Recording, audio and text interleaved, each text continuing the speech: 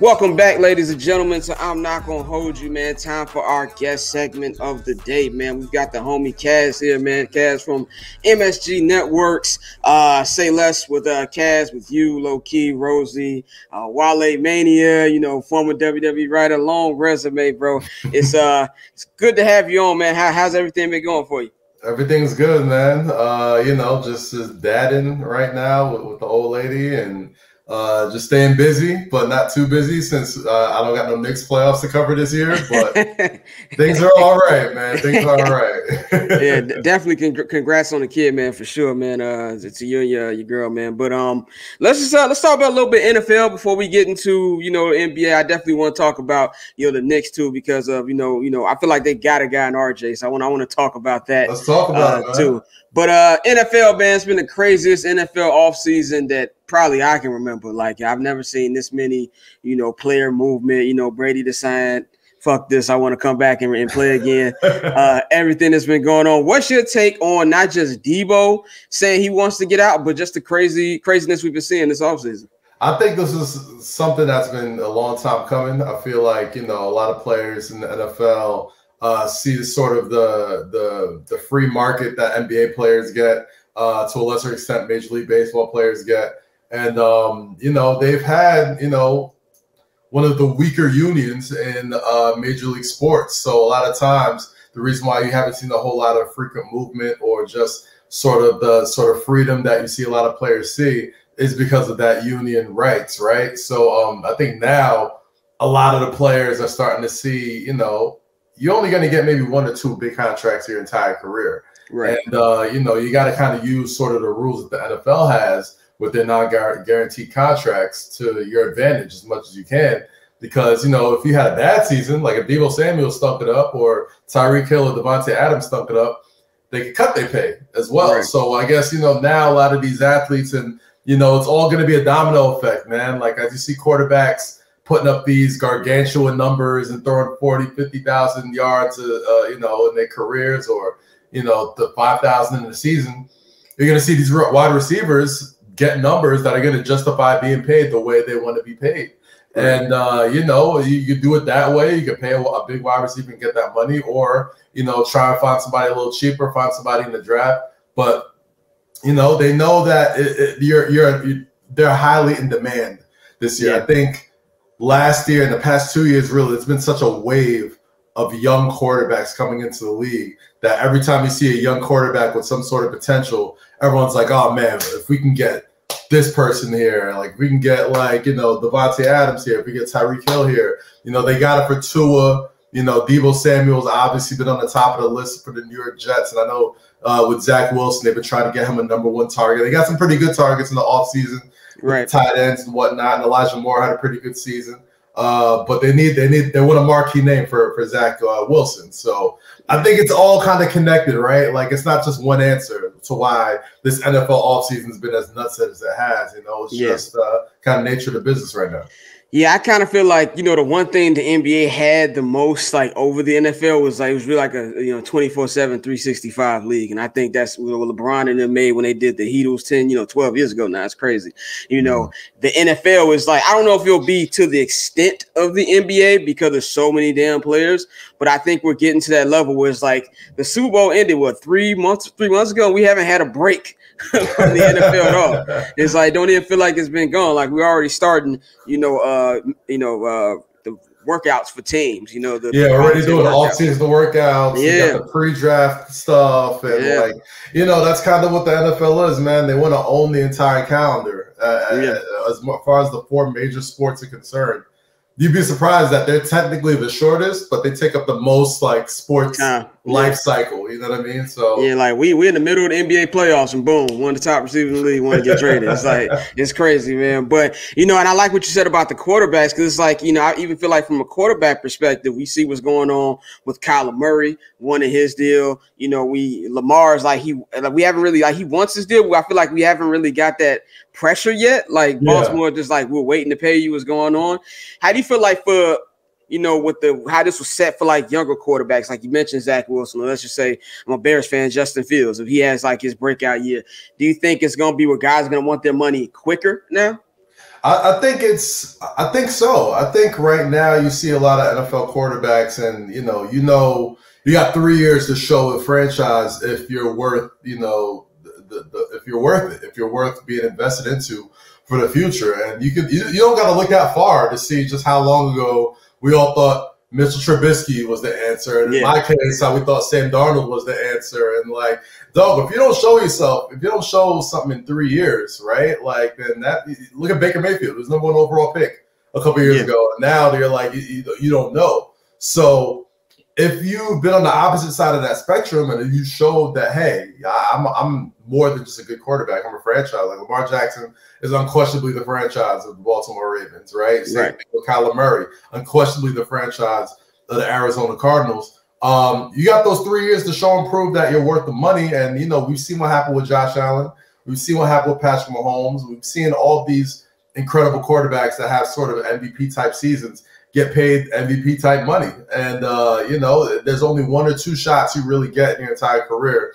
I mean, unless you're Tom Brady, you just play forever. Right. You got the opportunity to really cash in on these opportunities. So I think it's going to lead to a lot of more players getting paid, but it's also going to lead to a lot more hard decisions to make, like we're seeing with Baker Mayfield. Like, I'm not in the camp of people who thinks he's like terrible. I thought he was hurt. I thought I think he's okay. Like, that's way worse. Exactly. Like, they're treating this dude like he's, like 20th year Vinny Testaverde. I'm like, he's not a bad guy. He's not great, but he's like, you can win some games with Baker. He'll win you some games, right? Like he'll go. You put him on a good team. He don't got to be, the guy, but like he could win you some games. He could not lose you some games also. But it's just crazy what the quarterback market is, because that's what really sets everything to your franchise. And I think, who really, and I'm sure other teams have done it, but the team that always jumps to mind with me is the mid 2010s, like Seattle Seahawks teams, where they were just loaded everywhere else.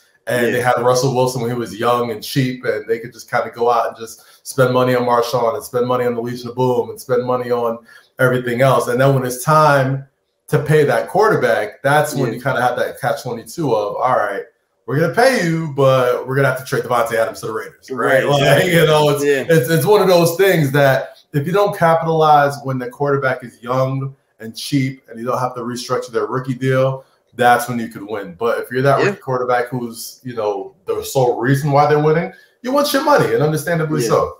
And like, if you fail, like, with the Khalil Mack deals, I always say we did that because Trubisky, you want to see what you can get, like see what you can get in. That didn't work out. So, they got some picks for him, so it's better than nothing. But let's move to the NBA, man. Let's talk about, of course, you work in MSG Networks, man. You've been down on the front lines with the Knicks and, all the teams in the NBA. I mean, New York teams. Tell us, how has it been, like, being around your favorite team? I know you're one of the biggest Knicks fans on my timeline, being around the team and just, coming off the success of last year and things not really going the way you wanted this year. Yeah, I mean, I always say, like, I would pay them if it was the other way around, right? Like, this is sort of just the way I grew up, and, the people I get to talk to and be around every day. Like, if you're a New York sports fan, if you grew up, living and breathing New York sports, there's really no better place to be at, right? And just being able to, I was talking to somebody yesterday, and it was like, I went to go do a panel with Charles Smith, Camille from Slam, and my guy Kenny, who runs Dykeman, and Allen Houston was there. And Allen Houston comes and gives me a big hug. And was like, oh, man. I'm like, what's my life, bro? Like, Allen Houston, like, I had this guy's jersey growing up. You feel me? So, that being said, I love being at MSG PM, and the wonderful Monica McNutt. I have, like, the illest co-host that there possibly could be. So it's just fun, man. Like, I would pay them if I had the opportunity, but don't tell them that, though. That being said, like, this season was definitely a little challenging. I mean, it could have went a lot better. But it's not like I said, like, I am a lifelong Knicks fan, and I think that sort of levity of where they've been and where they are has kind of made the season just a little bit easier to swallow, right? Like, I've seen some really bad Knicks teams in my lifetime, right? And this Knicks team isn't necessarily one of them. They weren't good, but they weren't bad, which is probably one of the worst things that could be in the NBA, which is just kind mediocre. of in the middle. So, like, so you have some hard choices to make. But one thing I do love about this Knicks team is I think that front office drafted really well. I think, you know, with the guys like Jericho Sims and Miles McBride, Quentin Grimes, obviously RJ Barrett, Obi Toppin, Emmanuel Quickly, it's like that's a pretty solid core of young talent. And you bring in Cam Reddish, who's got a ton of talent but hasn't been able to really stay healthy. But we've seen sort of glimpses of, oh, okay, like this guy could play. So I think as far as like young, exciting players, I think if you take the pulse of like your average Knicks fan, yeah, they're disappointed that the season didn't go the way it was, but like there's a pathway to success here, right? Like RJ Barrett stepped up, you know, Julius Randle for everything that went on with him this season. Still a 20-10-5 guy without a real point guard. You feel me? Like you had Alec Burks, you know, God bless him, who was miscast all season and really did what he had to do to kind of, you know, alleviate the Kemba Walker situation not really working out the way he wanted to, and Derrick Rose being hurt to play that point guard position. So I'm not one of those people who thinks like, you know, just trade Julius and all the and everything just fixes itself. I don't think you're going to easily get 20-10-5 just laying out there, especially after this season. But I do think, you know, there's opportunities there. Like if I'm a point guard who isn't necessarily a superstar, but somebody that can, you know, set the table, score, and just kind of do all the right things, and you see that you got pieces there that could be something between Robinson and Toppin and Barrett and Quickly. Like there's things there. There's opportunity there. So I'm not one of those Knicks fans that are screaming doom and gloom this season, man. Right. It's all about there. You know, with expectations and stuff, you know, and that's what I've been telling Bulls fans, like, you know, it was like, well, we're going to get curb stomped by the Bucks. I'm like, yeah, we are, but look where we've been the last couple of years. Like, exactly. I had to watch Denzel Valentine, like, for 3 years. Like, us getting beat by the Giannis. God bless Ron Baker, bro. I've seen way worse Knicks teams, man. Trust me. Trust me.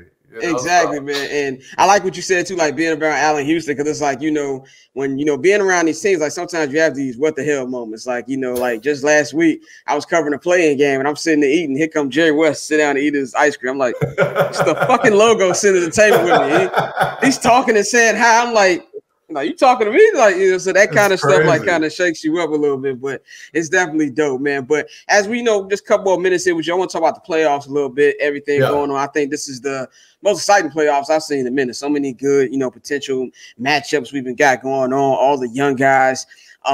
What's the biggest thing you take from it? Like, I kind of feel like it's like a change of the guard a little bit. Like, you know, first time like LeBron's not in it, and you know, Steph and KD kind of like the elder statesman here. What do you feel about it?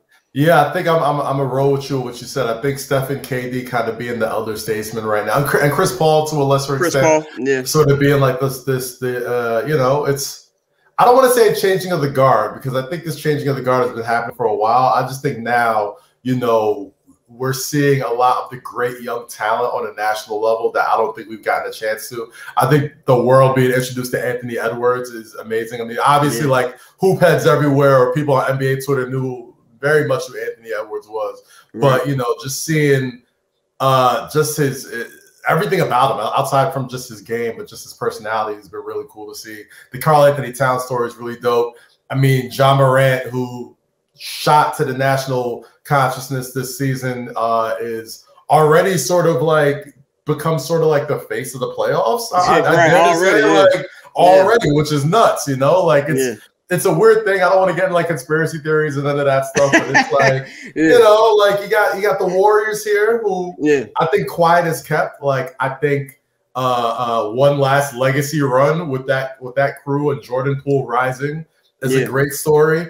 I'm really interested to see what happens with Devin Booker and that injury because I would hate that's gonna change a lot right there. If he misses some games, you got Ben Simmons waiting in the wings with the Brooklyn Nets and his Boston Celtics series, which is going to go back and forth. And just the matchups, I mean, the serendipitous matchups from the East to the West just make some incredible stories to tell. And I think when it all comes down to it, it comes down to like the real new faces of the NBA. It's going to come down to the Giannis's of the world. It's going to come down to the John Morants. It's going to come down to Devin Booker and his health. It's going to come down to what happens in Brooklyn. It's going to come down and all this stuff happening here's the Warriors back home, back, you know, playing like the Warriors, back to falling asleep and waking up to seeing Charmed on TNT like we used to do back in the day. You know, so it's like there's something warm and fuzzy about it to me, about seeing like the Warriors be the Warriors again, and Clay being out there, and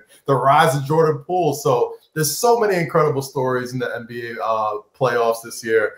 But man, there's just something about Golden State that they got that look in their eye. And I'm just like, That's why I was saying, like, get another one. Right. It's just like, to me, it's kind of like I compare it to, you know, when the Spurs got Kawhi and they like added a new dude into their new, you know, core. It's kind of like that. Like I was watching the game too, and I was like, man, if I was like a Cavs fan or something, I'd be having PTSD right now, dog. Because this is how it feels. Like that's like they kind of I've seen so many Warriors games. It's like they jab you for like the first two halves. It's jab and just touching the reach, and then they bring that line up, and it's boom, just exactly every single time. Just a steamroll. I'm getting that feeling again with Golden State. So who knows? Well, last question. You know, we're talking about Golden State. Just a early prediction. Who you got in the finals? Man, I love what's going on in the Eastern Conference. I think the Boston Celtics are extremely riveting. I don't know what we're gonna see with Ben Simmons, but it's just hard for me to go against the Milwaukee Bucks. Right? Like I just think Giannis and that team is just so solid, and they're not gonna beat themselves, and they've been here already. And Giannis is hitting step back threes now and hitting free throws. So it's like, good luck, league. Right? Man, I threw my remote by 2 times on Sunday. I was like, what's going on? Exactly. Like, good luck stopping that. So I think it'll make you feel better that your Bulls will probably lose to this. Well, I'll feel better if DeMar don't go 2 for 50 in game 2. I'll feel better about that. But I got 2 matchups. I think, obviously I got Milwaukee coming out the East. And man, just the Warriors, man, like, I don't know, like that. I don't know if the injury in Booker is going to be something serious, whatever, but there's just something about when the Golden State Warriors are just rolling like a well-oiled machine. I think their best is better than everyone else's best. Yeah. Right? Like, so if they're playing the way they're playing and Steph gets another one of them hard winners, we're gonna have to have a little discussion. Conversation. Have a discussion, for sure. And then it'd be, especially if you get that coveted Finals MVP that everybody won't leave alone. Then there's nothing else to say about him, man. But thank you for joining us, bro. Let us know where we can follow you, everything you got going on. Let the people know. Yeah, man, check us out. Say Less with Kaz, Oki, and Rosie every Monday on my personal YouTube page, youtube.com/Kazim, or wherever you stream podcasts. You catch me on MSGPM after every Knicks and Rangers game. We'll be back at the beginning of May every day again to do a whole lot of pop culture stuff, which is fantastic. If you like hearing me talk about pro wrestling, you can hear me on the Masked Man Show on The Ringer. My boy Dave Shoemaker, fantastic guy, fantastic stuff there. And I think that's all for now. That's all for now. But appreciate you having me on, man. Oh, no doubt, man. It's incredible seeing your growth too, bro. Like we're like I was in the Twitter spaces yesterday and just seeing all the blog era babies grow up. All the OGs. All the OGs. And it's like it's really dope to see how everyone's evolved, man. So thank you, man. I appreciate it, bro. I appreciate it. Definitely, man. Thank you for joining us, man. Of course, bro. Anytime, man.